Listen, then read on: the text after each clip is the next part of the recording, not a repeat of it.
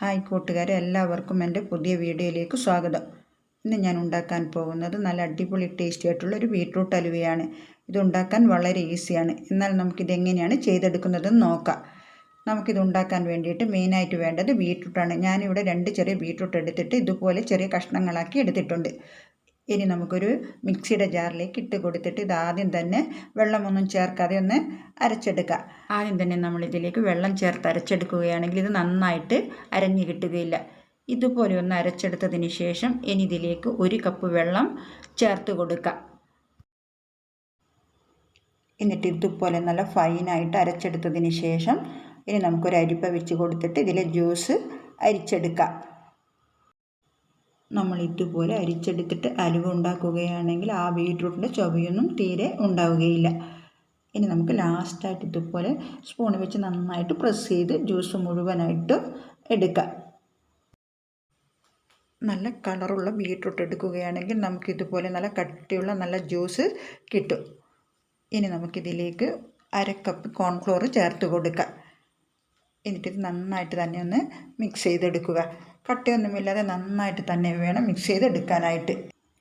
ഇനി ഇതിലേക്ക് 1 കപ്പ് വെള്ളം കൂടി ചേർത്ത് കൊടുക്കുക. എന്നിട്ടിത് വീണ്ടും നന്നായിട്ടൊന്ന് മിക്സ് ചെയ്ത് കൊടുക്കുക.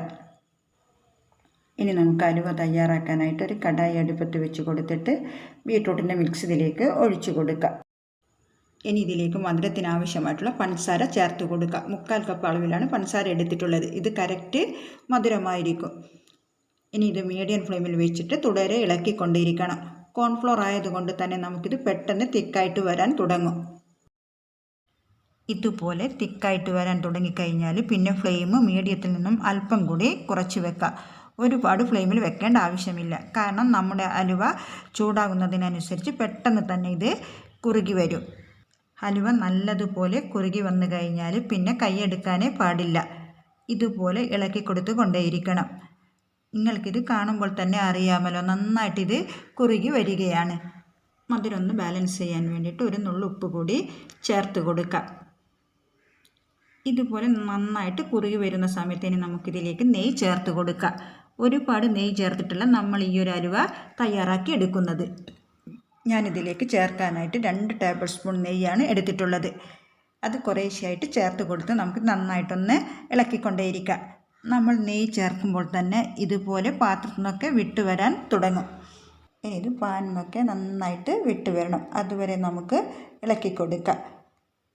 നല്ലൊരു ഫ്ലേവറിന് വേണ്ടിയിട്ട് 1/2 ടീസ്പൂൺ ഏലക്ക പൊടിച്ചതും കൂടി ചേർത്ത് കൊടുക്കുക. ഇനി ഞാനിതിലേക്ക് കുറച്ച് ബദാമും കാഷ്യൂനട്ടും ക്രഷ് ചെയ്തെടുത്തിട്ടുണ്ട്. അത് നമുക്കിതിലേക്ക് ചേർത്ത് കൊടുക്കാം. കൂടെ തന്നെ നമ്മുടെ കയ്യിൽ വെളുത്തുള്ളുണ്ടെങ്കിൽ 1 ടീസ്പൂൺ വെളുത്തുള്ളി കൂടി ചേർത്ത് കൊടുക്കുക. ഇനി ഇത് നന്നായിട്ടൊന്ന് മിക്സ് ചെയ്തെടുക്കുക. ഇതുപോലെ നന്നായിട്ട് മിക്സ് ചെയ്തെടുത്ത് കഴിഞ്ഞാൽ നമ്മുടെ സൂപ്പർ ടേസ്റ്റി ആയിട്ടുള്ള ബീട്രൂട്ട് ഹലുവ ഇവിടെ റെഡി ആയിട്ടുണ്ട്. ഈ ഒരു പരുവത്തിലാണ് നമ്മളിത് എടുക്കേണ്ടത്. ഇനി ഇത് സെറ്റ് ചെയ്യാൻ വേണ്ടിയിട്ട് ഒരു ട്രേയിലേക്ക് മാറ്റാം. ഞാനിവിടെ ഇതേപോലുള്ളൊരു ട്രേ ആണ് എടുത്തിട്ടുള്ളത്. നമ്മുടെ വീട്ടിലുള്ള ഏത് പാത്രമായാലും കുഴപ്പമില്ല. നെയ്യാക്കിയതിന് ശേഷം വെളുത്തുള്ളും അണ്ടിപ്പരിപ്പ് ഇട്ട് കൊടുത്തിട്ടുണ്ട്. ഇനി നമുക്ക് ഹലുവ ഇതിലേക്ക് ഇട്ട് കൊടുക്കാം. ഇനി നമുക്കിതൊന്ന് ലെവൽ ചെയ്ത് കൊടുത്തതിന് ശേഷം ഇതിൻ്റെ മുകളിലായിട്ട് കുറച്ച് വെളുത്തുള്ളി ചേർത്ത് കൊടുക്കാം. ഇനി ഇതൊന്ന് തണുക്കാൻ വേണ്ടിയിട്ട് വെക്കാം. നല്ലപോലെ തണുത്താലേ നമുക്ക് നല്ല ഷേപ്പിൽ ഇത് കട്ട് ചെയ്തിട്ട് കിട്ടുകയുള്ളൂ. ഇനി ഇതിൻ്റെ സൈഡൊന്ന് കൈവച്ച് വെടിവെച്ചെടുത്തതിന് ശേഷം നമുക്കിതൊരു പ്ലേറ്റിലോട്ട് ഡിമോൾഡ് ചെയ്തെടുക്കാം. വളരെ ഈസി ആയിട്ട് തന്നെ നമുക്കിത് എടുക്കാൻ പറ്റും. നല്ല കളറിലുള്ള ഒരു അടിപൊളി ടേസ്റ്റിയും അതുപോലെ തന്നെ സോഫ്റ്റ് ആയിട്ടുള്ളൊരു ഹലുവയാണ്. നിങ്ങൾ ഇതുവരെ ബീട്രൂട്ട് വെച്ചിട്ട് ഹലുവ ചെയ്ത് നോക്കാത്തവരാണെങ്കിൽ ഒന്ന് ചെയ്ത് നോക്കൂ. തീർച്ചയായിട്ടും കുട്ടികൾക്കും എല്ലാവർക്കും ഇഷ്ടപ്പെടുന്ന ഒരു ഹലുവ കൂടിയാണ്. വീഡിയോ ഇഷ്ടമായാലൊന്ന് ലൈക്ക് ചെയ്യുക, ഷെയർ ചെയ്യുക. പിന്നെ നമ്മുടെ ചാനലിലേക്ക് ആദ്യമായിട്ട് വരുന്നവരാണെങ്കിൽ ഒന്ന് സബ്സ്ക്രൈബ് ചെയ്ത് സപ്പോർട്ട് ചെയ്യാനും മറക്കല്ലേ. വീണ്ടും നല്ല അടിപൊളി റെസിപ്പിയായിട്ട് നമുക്ക് കാണാം. Okay, thanks for watching.